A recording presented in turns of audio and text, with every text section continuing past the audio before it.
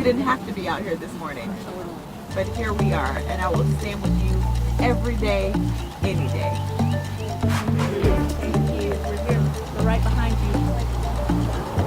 you. Good morning, everyone. I'm Congresswoman Nikema Williams, y'all, and I proudly represent Georgia's fighting 5th Congressional District, where today we're fighting for public health, we're fighting for the employees of this district, and we're fighting for the CDC. Thank you for being here this morning on 404 Day. And y'all, on 404 Day, we have a saying that Atlanta influences everything, and that influence is no more evident than the way that the Centers for Disease Control not only influences our public health system, and not just Atlanta, in Georgia, and the country, but y'all globally. We cannot celebrate the 404 without addressing the all-out assault that the Trump administration has committed on the CDC, a pride of the fighting 5th.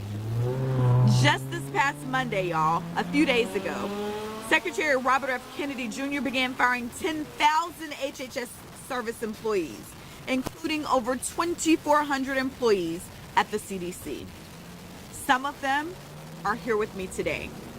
And to all of you who are here, I am so sorry that our executive branch is not treating you like the crucial civil servants that you are, keeping our community safe. Trump and an unelected billionaire Elon Musk are ushering in a dark age of research. These firings, agency closures, and funding pauses, y'all, they aren't just line items in a budget.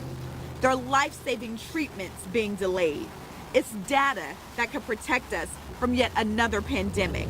And it's health science results that keep us and our loved ones safer and healthier. Y'all, that's what this Republican administration is taking away from all of us. So let's take a quick poll. I need y'all to help me out here, okay? Yep.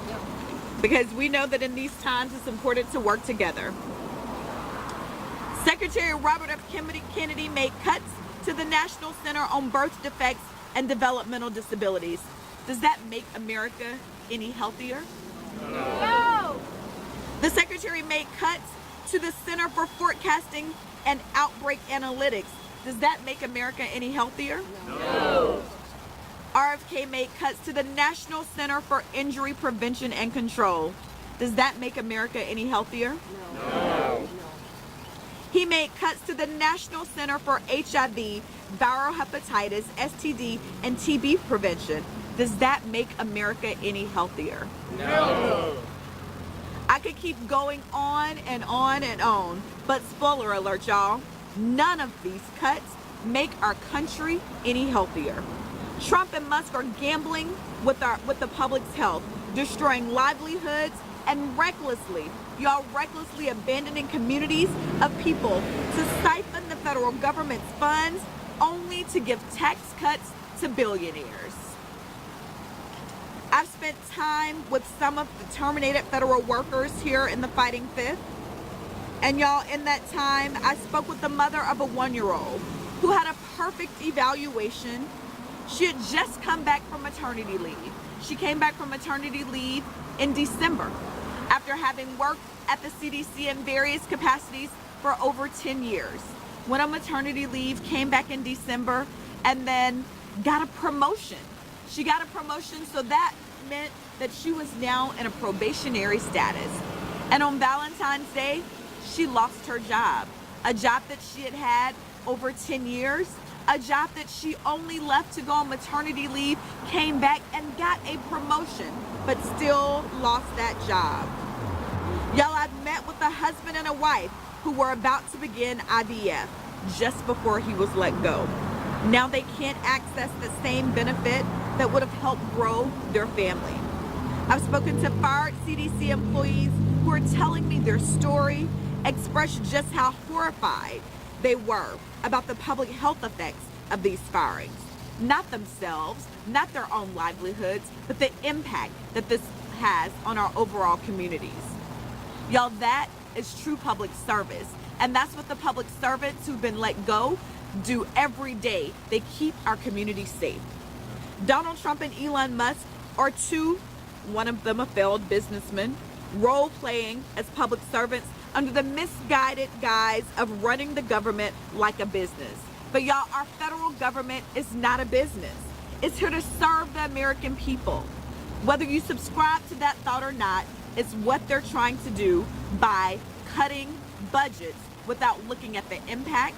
And we know that because so many workers, after they've been let go, they've been called back to work, because we understand before they even let go how critical their services were. Y'all, in this scenario, the American people are the consumers. So what type of business are Trump and Musk running? Y'all, they're running America like a billionaire boys club. They're keeping as small a staff as possible and shifting the funds to their board and stakeholders, because Elon Musk, he's still making his money.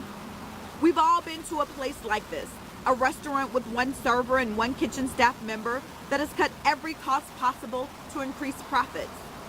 That is the America that Donald Trump and Elon Musk and their Republican Party are creating. Except with Trump, rather than longer wait times and bad food and worse customer service, it's people not getting the care that they need. It's working families losing their livelihoods. It's people losing benefits like SNAP that put food on their tables. It's veterans, y'all.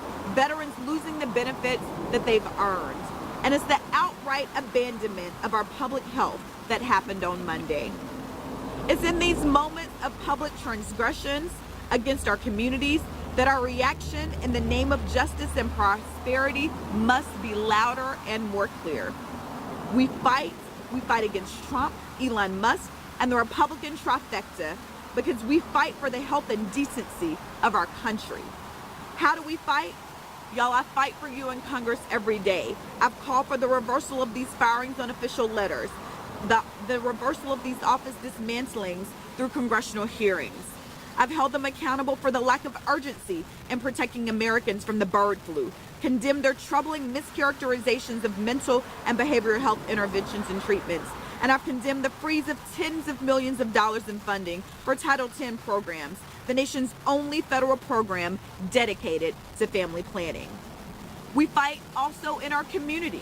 We fight in our communities at events just like this by showing up to stand together. When we come together, we make our message to this administration loud and clear that we will not stand for this. We continue to go to town halls and call all of your representatives to make sure that your voices are heard. We call offices like the Speaker of the House, Mike Johnson's office, and tell him to bring bills to the floor that actually help Americans. And y'all, finally, we must continue to fight in the courts. A lot of what Trump has done is illegal and unconstitutional, and we must continue to call that out. Every day, courts is successfully pausing, challenging, and blocking so many of these actions, but more must be done. Organizations like AFG are in the courts fighting for the very workers that are here with us today. President Yolanda Jacobs of AFGE Local 2883 is here, and she'll be able to speak more to those efforts. For now, we'll hear from some of the public servants who had their entire lives shifted earlier this week. I'd like to introduce a recently and wrongfully fired behavior scientist at the CDC.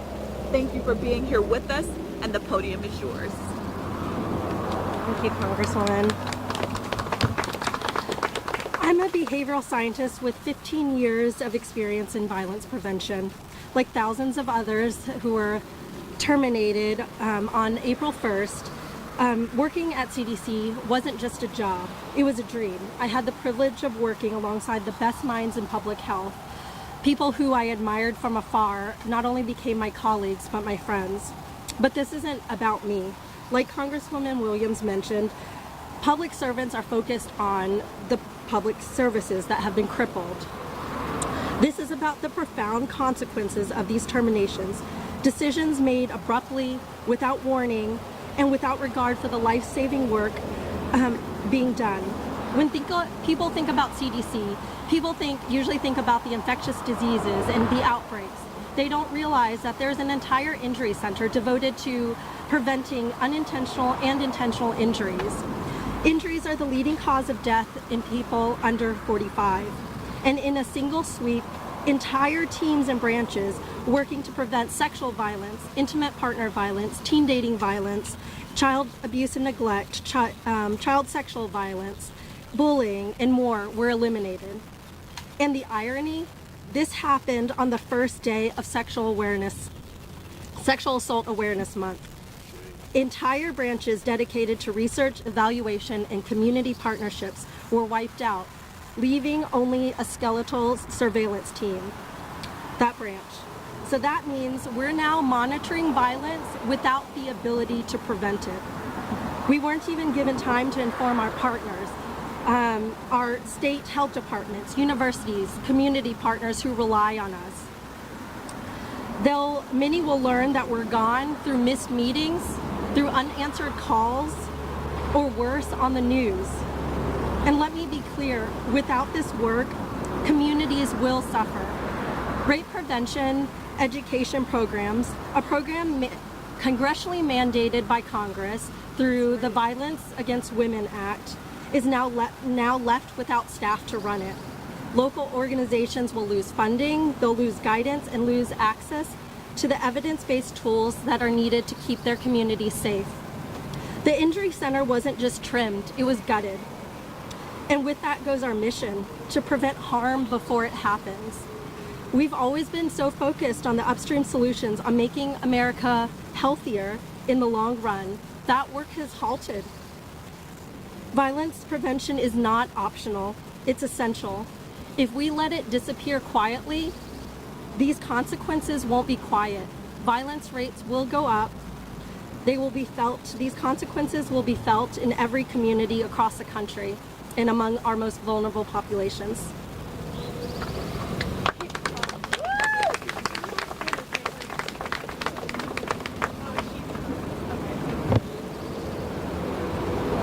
Thank you so much for being here and sharing the work that you do, or you did every day up until April 1st, to help keep our communities safe. And we're going to continue to fight so that we can get our experts back at work, keeping our communities safe.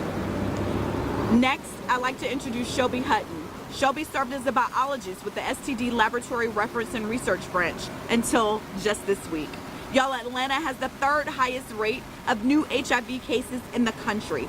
The loss of this department couldn't come at a worse time.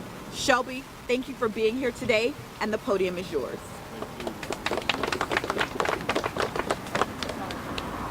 Hi everyone, my name is Shelby Hutton and I am a biologist that worked with the STD Laboratory branch at the CDC. Early Tuesday morning, our entire branch, along with several other labs, received an email notifying us that we have been deemed unnecessary. We had until the end of the day to pack up our personal belongings before we lost all access. We were given no time to conduct an orderly shutdown of the laboratories to ensure that our sensitive equipment and priceless biohazardous specimens were protected and stored properly. It was a complete shock. Talk louder. For many of us, serving and protecting the public health is a lifelong goal. We ultimately want to do good science that makes a positive impact in our communities. Having an administration who believes that laboratory and research scientists are unnecessary is incredibly dangerous and makes me concerned for the future of public health and CDC's ability to respond to emerging disease outbreaks and public health threats. I want to reiterate that hundreds of good scientists and subject matter experts were among the cuts to federal employees.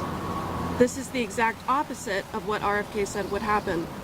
I'll be the first to say that there's a lot of improvement to be had in terms of government efficiency, but I really can't picture a functional CDC without laboratorians. We are absolutely devastated and actively fighting to be reinstated.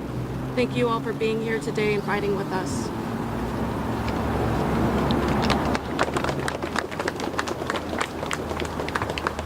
Thank you, Shelby. And finally, I'd like to introduce Yolanda Jacobs, president of AFGE Local 2883, who is on the front lines with workers across many branches of government. Thank you for being here with us today. Thank you. Hello everyone. As Congresswoman said, I am Yolanda Jacobs. I am the AFGE 2883 local president.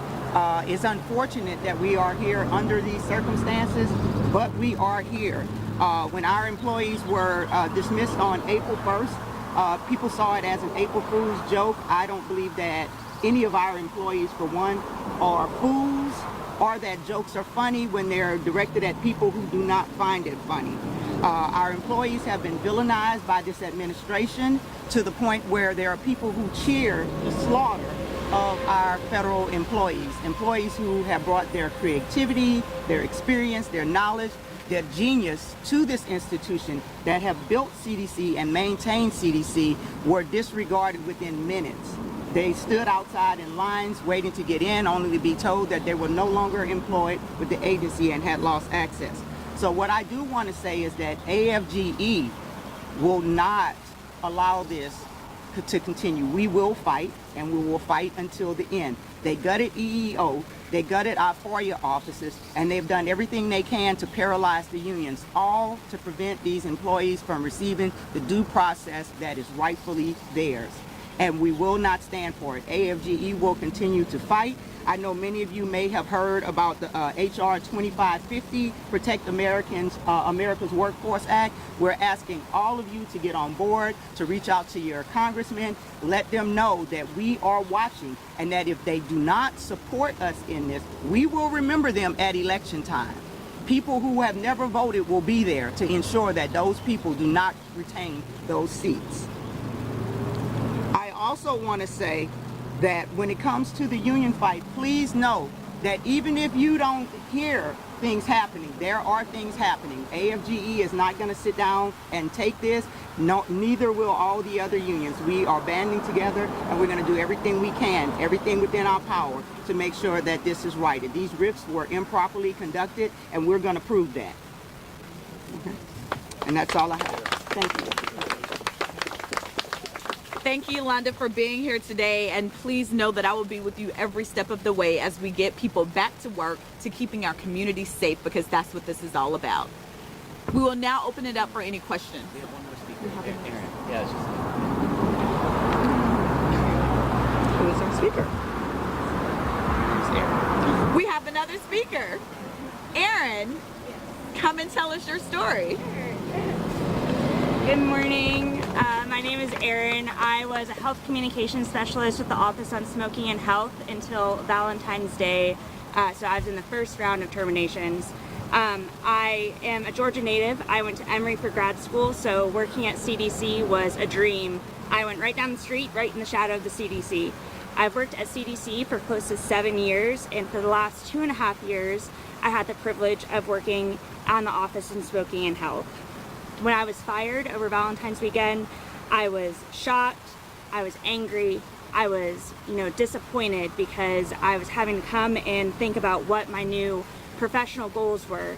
But all this time, since Valentine's weekend, I've been working to find a new job, determine what my new goals are, while also keeping up with these court cases, hoping that my termination would be rescinded. But then in the early morning hours of April 1st, I woke up to hear that the reduction in force was in process at CDC, and by 8 a.m. I confirmed that the Office on Smoking and Health had been completely eliminated. So I knew that even if I were to get my termination rescinded, there would be no job to go back to. But that's enough about me. I want to tell you about the great work that the Office on Smoking and Health does, or did. The Office on Smoking and Health has been instrumental in curbing smoking rates in the U.S., but there's still so much work to be done. Smoking remains one of the leading causes of preventable disease and death in America, but programs at the Office on Smoking and Health were committed to working until there were no more disability or deaths from tobacco. The Tips from Former Smokers campaign, which I had the honor to work on, has been linked to millions of quit attempts. A study done in January of this year found that while the Tips from Former Smokers ads were running on TV, there were 2 million calls to national quit lines. Other programs, such as the funding that the Office on Smoking and Health provides the state and local health department, and funding that it provides the national quit line, 1-800-QUIT-NOW, have been instrumental in also reducing the burden of tobacco and increasing quit attempts. But now, with the office gone, it's unclear what will happen to those programs.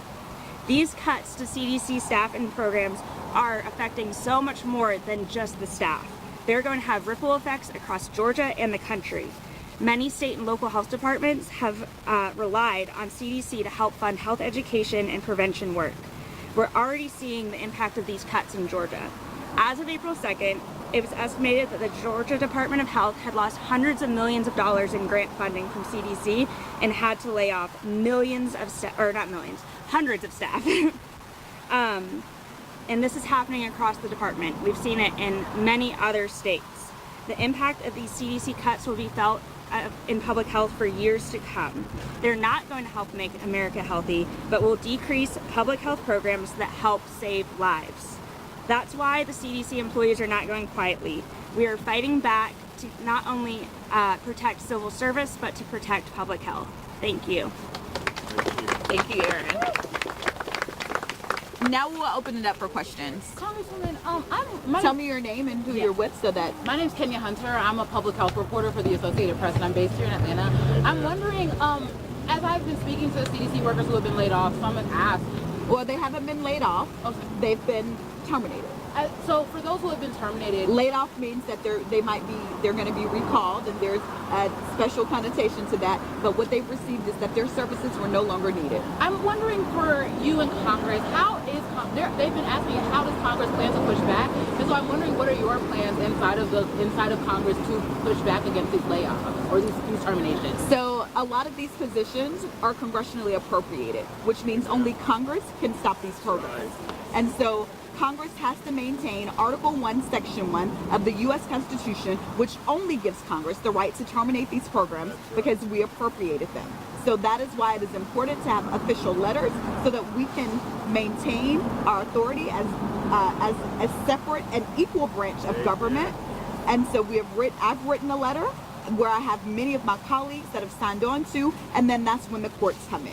So that if you look across agencies, a lot of people's jobs have been recalled because of court orders. And so that is why we have to fight this in Congress, in the courts, and in the community. If I don't hear from my constituents to know the actual concerns and who's impacted, then it's harder for me to write those letters so that I can respond in Congress so that we can then move on to the court phase. So we are pushing this at every angle, and that is where we are at this point. Thank you, Congresswoman.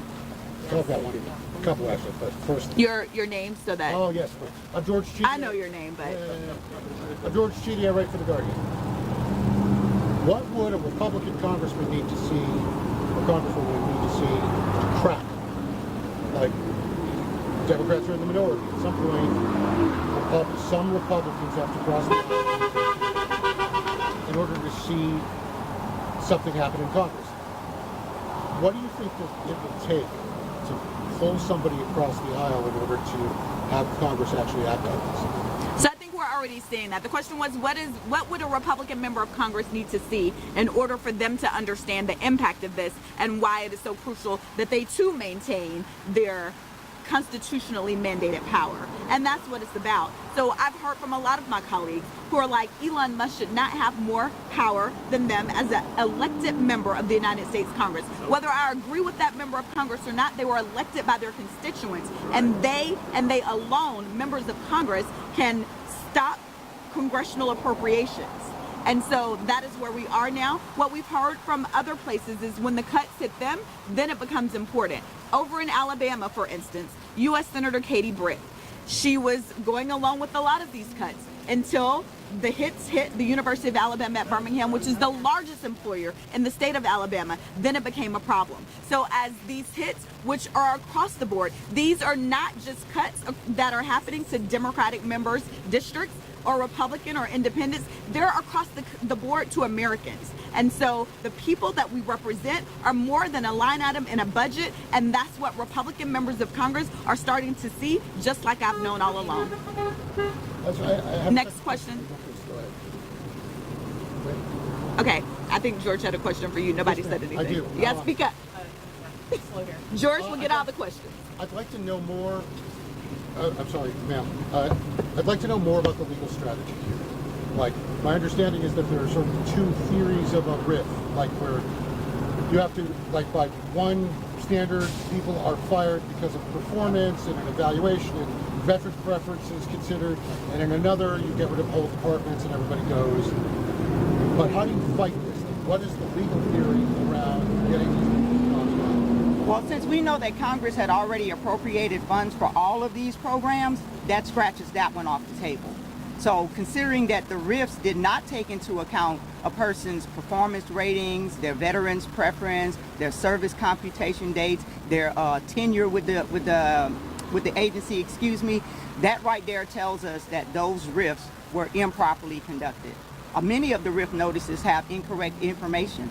It seems like they just made up something. If they didn't have the information for it, they put it in there. And to prevent the unions from providing the oversight that unions normally can, which they're told that it wastes taxpayer money, I think that it saves taxpayers money if we're able to provide that oversight on the front end, where we can go in and request to see things like the retention register, the competitive areas, which is something that the agency never provided us with. We were never told what the competitive area would be that they would use to decide who was RIF. So they instead went in and just gutted entire programs. So right now, I have no idea who to call in order to ask questions of the CDC and NIH. Stand in line, get in line. Because a lot of us are in the same position, because when we send emails to the agency, there's no response. When we make phone calls, there's no response. Our grievances and stuff that were already in process are no longer being responded to. Good morning. You mentioned Jill Nolan with Georgia Reporter. You mentioned a resolution that you would like, you're urging people to call their Congress folks and express their support for.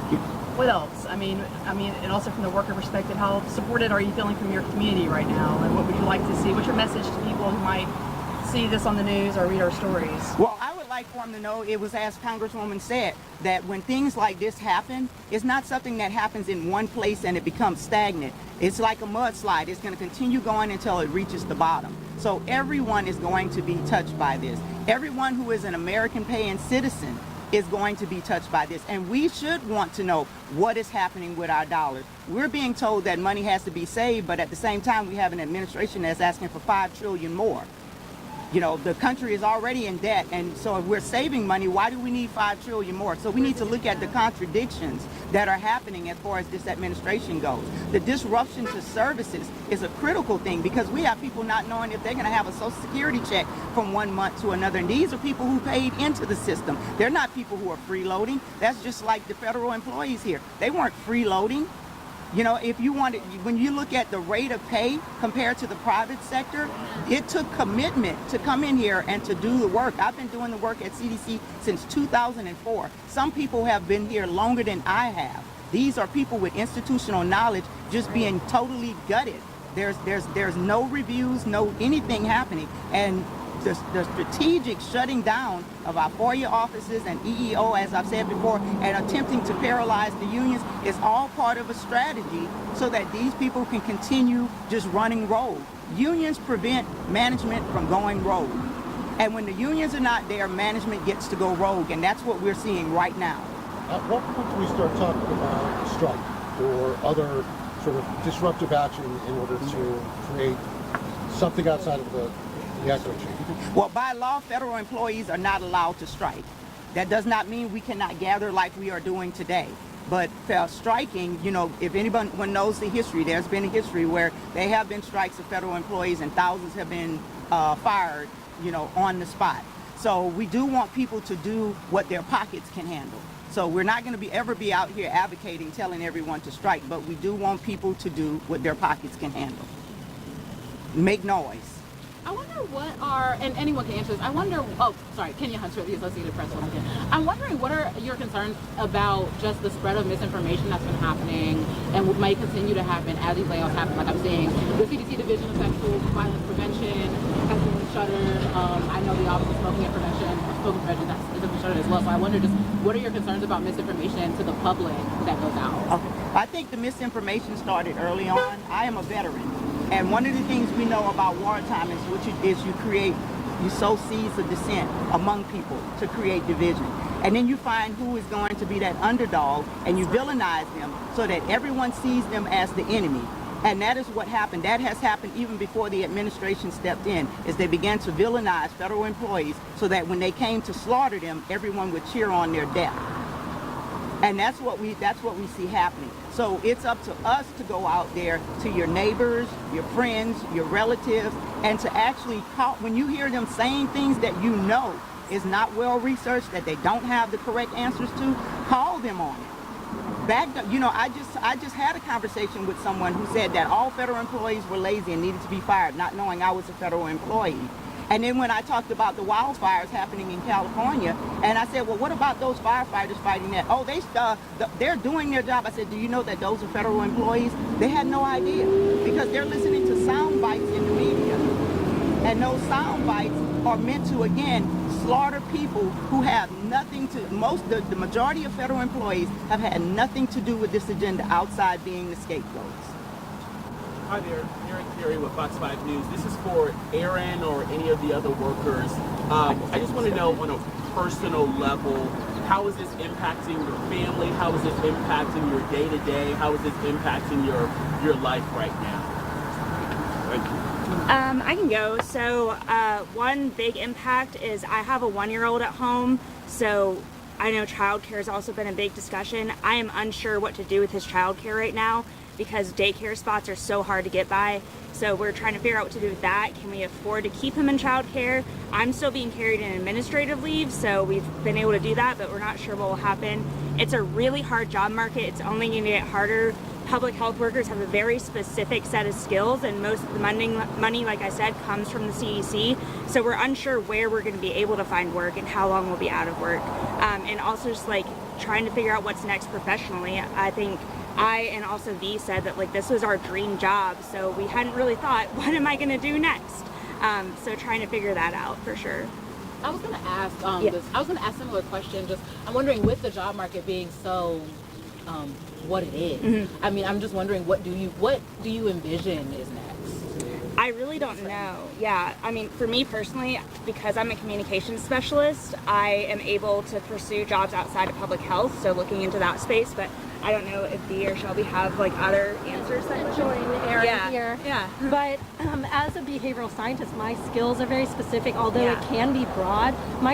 In 15 years of this work, I have gotten enough expertise that I am one of the subject matter experts in intimate partner violence, sexual violence prevention, and all at a federal level. The impact is great. I can make an impact broadly, and so now without this job, the job market is bleak because you have to think the funding is cut for all the other jobs. So it's overwhelming. When I apply, my resume has to go more broad. I have to think about a complete career shift. I have to think about, do I move out of the country? Do I uproot my family out of the country and my husband has to find a different job? I have a 1.5-year-old and I have the same issues and considerations. A lot of us have young children or parents that we're supporting, and we have to make all of those considerations. Although I think we all stood here and talked about like the public services that are impacted, because that impacts everyone across the country. That the personal impact is also great, and we haven't even been able to focus on that. Like, I feel like, I don't know about everyone else, but I haven't been able to focus on myself because I'm worried about everybody else and what this means and how to fight this, and my resources and my time from 5 a.m. to 12 p.m. are put towards how do we make it known that this is really bad. It is not about federal workers losing their jobs. It's about everyone losing access to services that help you, that make you healthy, that make this country better, that make the economy better. Yeah, I just want to say this is basically oversaturated our market with overqualified scientists. There are no positions for us. I've been applying to entry-level positions, Starbucks, just to try to make money and keep things afloat. So we don't really know how we're going to get jobs. We'll probably have to leave this state. Have you had any luck with the entry-level job like Starbucks? No, because my CV is science. I don't have any experience doing stuff like that. So I imagine they look at my CV and they're going to say, why is she applying? Yeah. Thank you, Shelby. And y'all, this is just a snapshot of what I'm hearing from constituents every day. I'm hearing it from people that I know, people that I don't know. On April 1st, I saw a message on social media from a very close friend of mine, a friend that I've had for over 20 years. And his post said that he had just received a RIF from his job at the CDC.